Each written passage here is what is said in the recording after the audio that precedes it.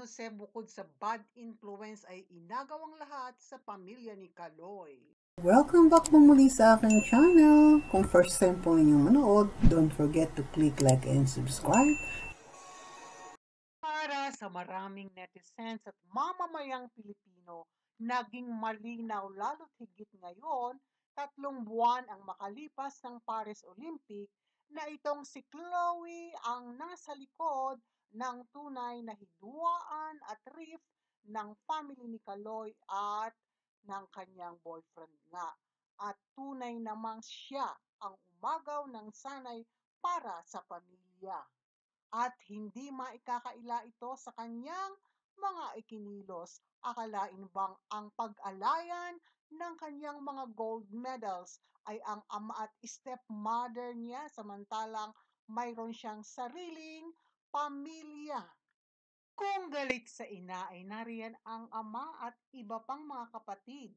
Noong taong 2022, sariwa sa lahat na ang pinag-alayan niya ng kanyang medalya ay family. Para sa aking pamilya, maraming salamat kay mama, kay papa, sa aking mga kapatid, di pa po, mga kapamilya.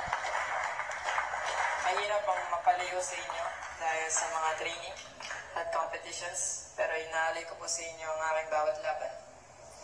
Walang araw na hindi po kayo iniisip mula sa malayo dahil kayo ang inspirasyon ko at kayo ang isa sa mga pinakarason na ako'y bumabangon araw-araw. Nagpupursige sa training at hindi nagpapahira sa pagod. Mahal na mahal ko po kayo. For Coach muna, just want to say thank you for being like a father to me and for being my superhero. Thank you for always guiding me and protecting our dreams. Para po kay Senator Pia Cayetano at Philippine Sports Commission, hindi po magiging posible ang aking mga naabot ngayon kung hindi dahil sa suporta at tulong ng gobyerno. Pinapangako ko po na hindi masasayang binibigay niyo pong tulong at suporta sa akin. Po namin kayo bibigyan at patuloy namin ipapakita sa mundo ang kakayahan ng atletang Pilipino. Sa aking mga kapwa-atleta, pagpatuloy lang natin ang ating laban para sa bansa. Let's keep our country proud of what we do. Lahat ng ito ay ialay natin sa Diyos, sa pamilya, sa ating sarili, at sa ating bansa. Para sa inang bayan, at naway maging inspirasyon din tayo sa mga batang atleta para mas dumami pa ang mga Pilipinong atleta na kaya makipagsabayan sa ibang bansa sa international sports competition. Maraming salamat sa lahat ng dumalo ngayong gabi. Ako si Carlos Edriel Piulo, Pilipinas, Puso. At itong 2024 ay 360 degrees, nagbago ang lahat. Po talaga si Chloe. Naalagaan po yung mental health ko and well-being ko po.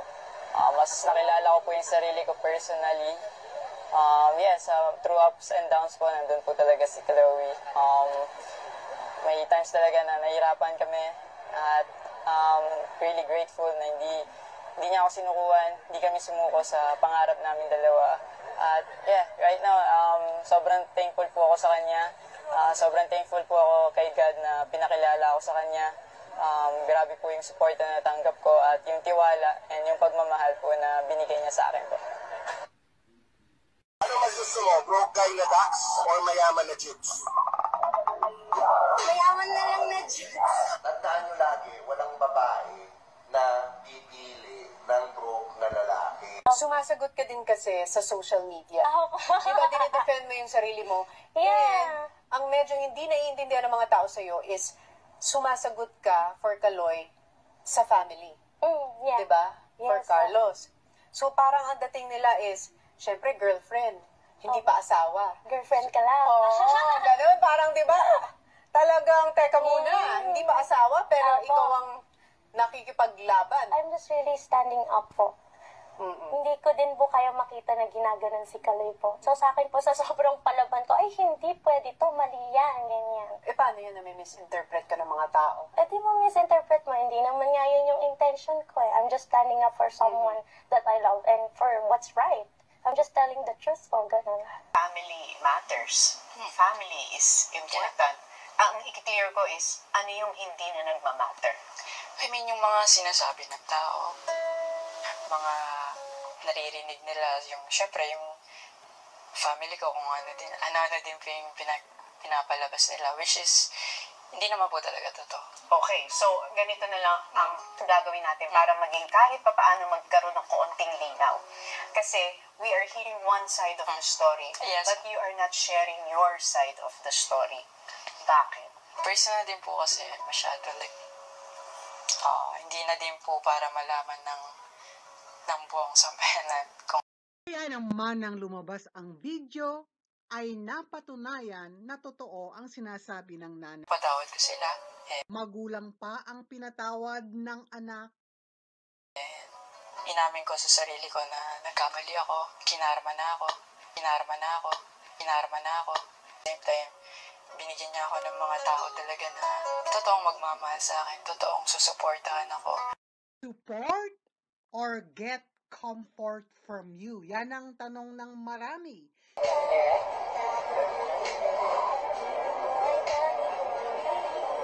Sino ang nakinabang ng mga freebies mo? Business class ng Philippine Airlines, walang sawa, kahit saan, kahit kailan. Enjoy life to the fullest.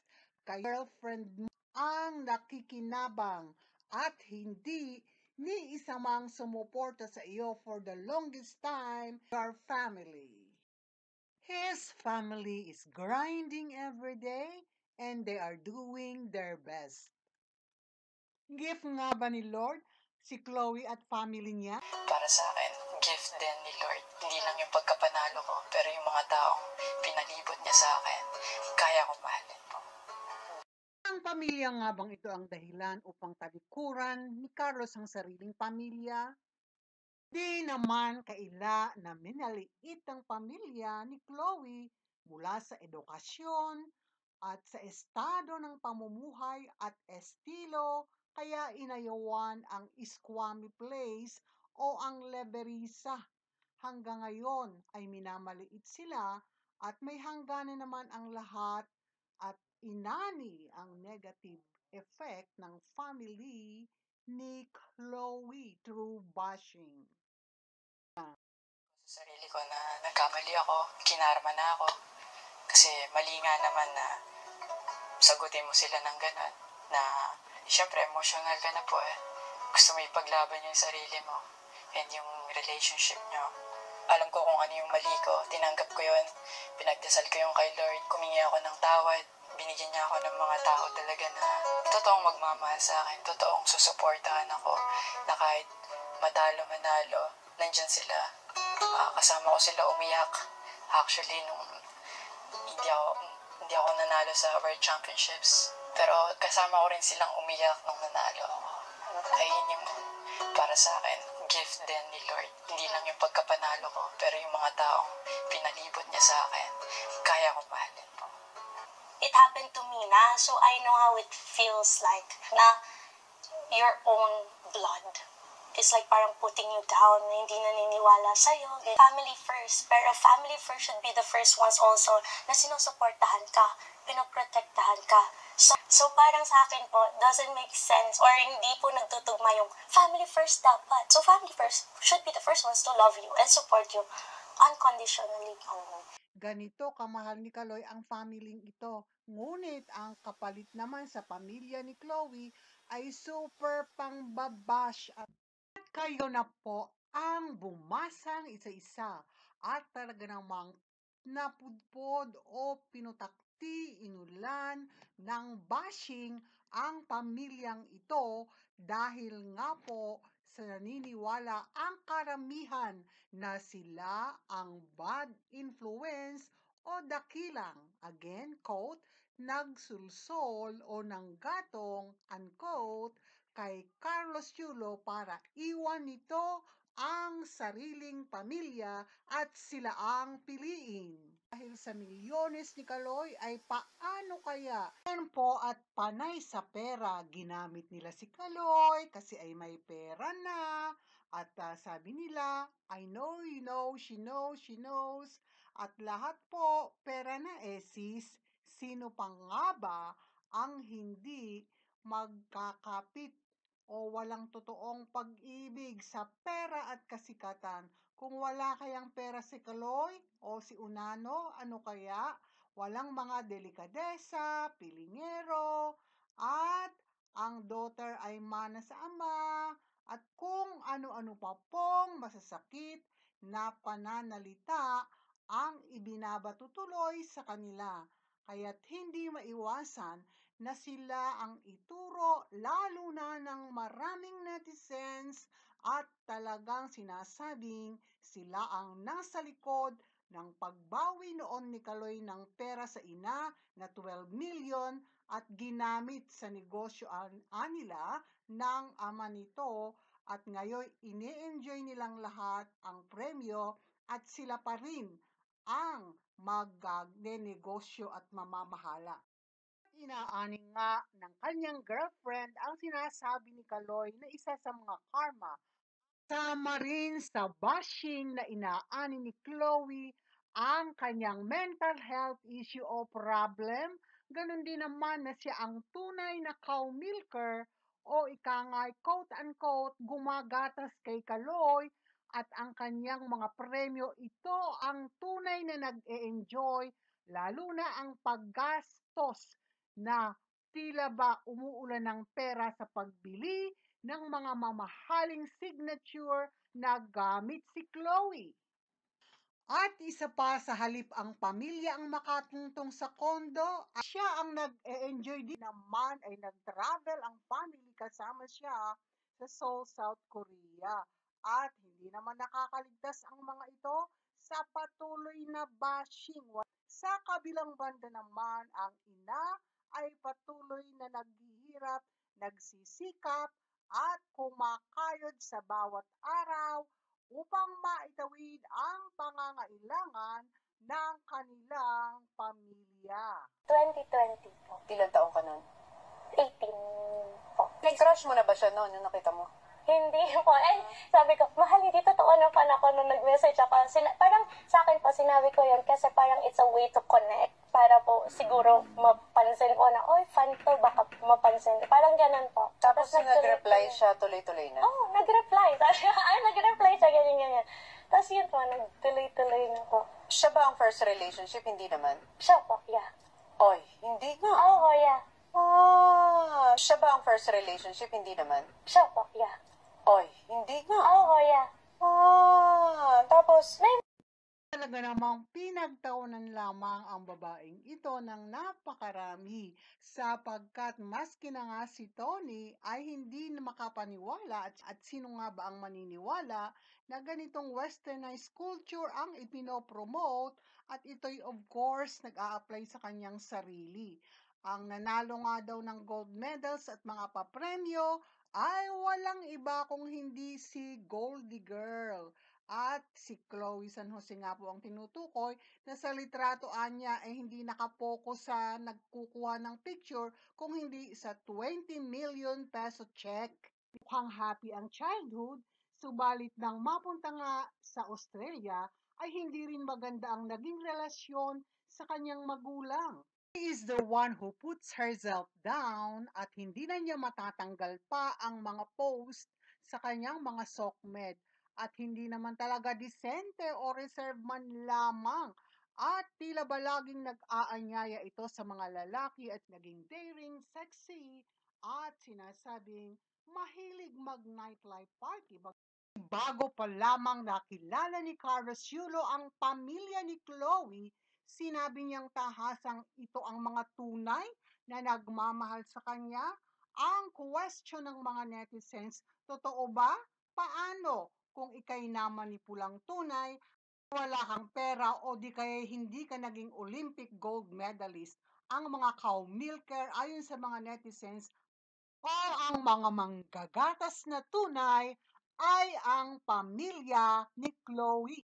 so parang growing up, sino yung tumayong like someone na nagbigay sa'yo ng values, nagturo sa'yo ng principles in life, like yung naging moral compass mo?